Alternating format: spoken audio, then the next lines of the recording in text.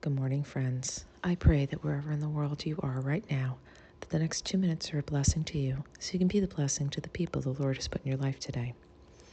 So, just a quick thought today. I have been, for the past kind of week, I've been praying for anybody who listens to these. So, if you are in special need of prayer, the Lord has woken me up in the wee hours of the morning, and it's the wee hours of the morning right now, to pray for whoever listens to these. Because I don't know what's going on in your life. I barely can get a handle on the anxieties and worries and tasks in my own life. But just know that I'm praying for you as I pray for myself. In the wee hours of the morning when the Lord wakes me up. But today I just wanted to talk about this really encouraging snippet that I found. You know what I love about reading the Bible over and over again is that things jump off the page sometimes, things that I just kind of rolled right over the first, second, and 27th times. But the Lord has me at a different place every time I read these things, so different things jump out at me.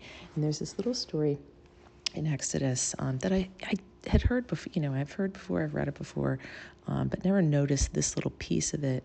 And because I was also reading a devotional by Charles Spurgeon that morning and evening, which I so recommend to anyone as a daily devotional. But anyway, there's this little story where Amalek comes out to fight the Israelites, and Moses sends Joshua and a group of men to go and fight him.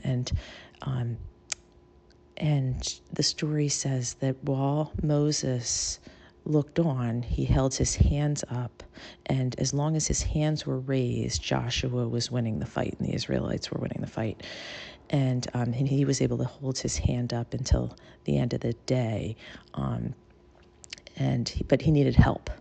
And so most of the time when I've read this story or listened to sermons on this story, it was about the help that he received. But Spurgeon talks about how actually when Moses' hands were raised in this, and it's a very short story, you should go and read it, it's not that many verses. But when his hands were raised, he was actually praying. And he was praying to support Joshua. And while it doesn't say that Joshua got tired fighting the battle, it does say that Moses got tired of praying, right? He grew weary in praying. He grew weary in holding his hands up.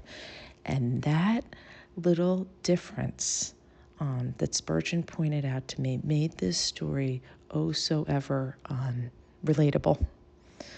Because often I grow very weary, and I think about my family members who I spend most of my prayer time praying about. But, they're out there in the world doing their thing, living their life, and I spend a lot of time praying for them, but I grow weary in praying the same things over and over again. And the Lord says, do not grow weary. Do not grow weary in doing good. And this is the good that we're doing.